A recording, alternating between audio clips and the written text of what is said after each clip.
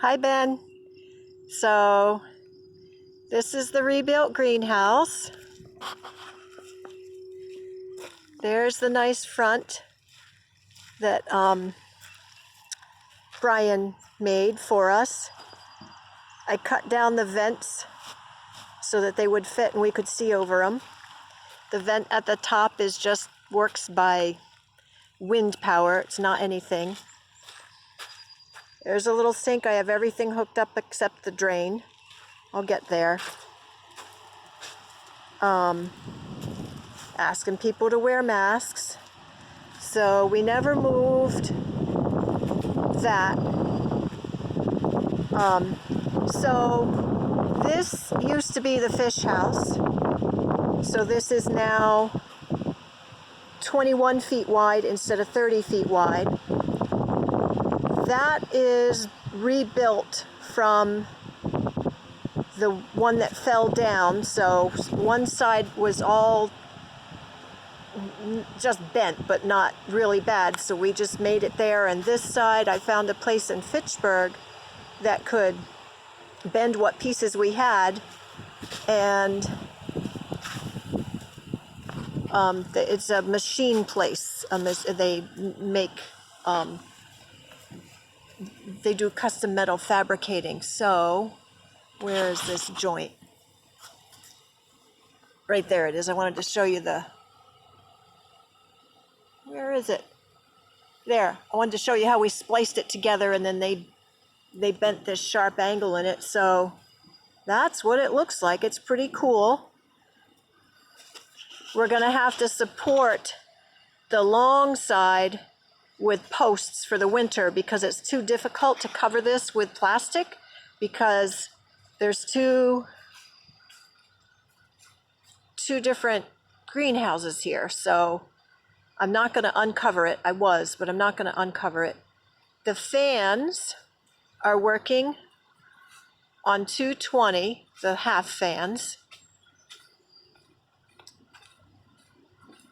And that one at the top, I figured out how to get that. It's a jet fan. I figured out how to get that working at 220. And that's the motor. I had to buy one motor. That's a variable speed. So someday I'll put the switch on. And then this is the big fan at the bottom that's on all the time. That's still on 110, but I will figure out how to move it over to 220. That's the old thermostat, and since I've been using it, it seems to be working better. In the beginning it didn't work too reliably, but now it seems to be working better, so I'm going to stick with it until I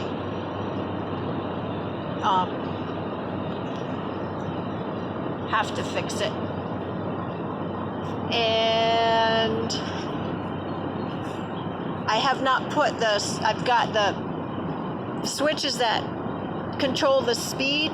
Maybe they're called rheostat switches. I've got them, but I haven't. I'll put them in this summer when everything's done and closed down.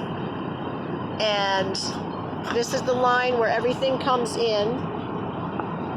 And I made a little outlet there for the circulating fan. For the inflator fan. And we're bringing in air from outside for the inflator fan, which is supposed to keep this less condensation in between the layers of the plastic. So we put what feeds all this electricity back here. I had someone come and dig a ditch for me. And we ran it all the way underground, all the way back to here. We're using the whole thing now. We're almost sold out of stuff. And so it goes from underneath the register all the way back.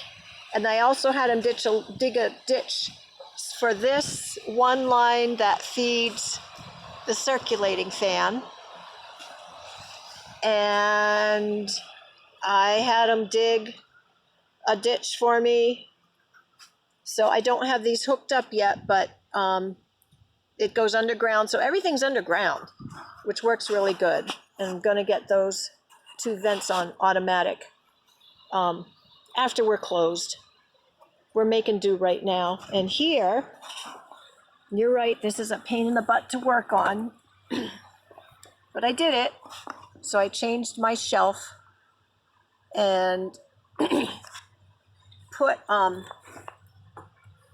so there's the floor fan. It's still on the 110. And there's a jet fan up in the ceiling. And there's the circulating fans, and they don't take that much, so I can probably put them both on probably with a jet fan. And over here is the power for the outlets. And this darn double switch, this one doesn't really work. That one, there's something wrong with this thing, and that doesn't work, but I don't need it right now, so I just shut it off. And someday I'll go back and get a replacement. So I don't have the cover on yet, but that's what we did. Thank you so much for all your help.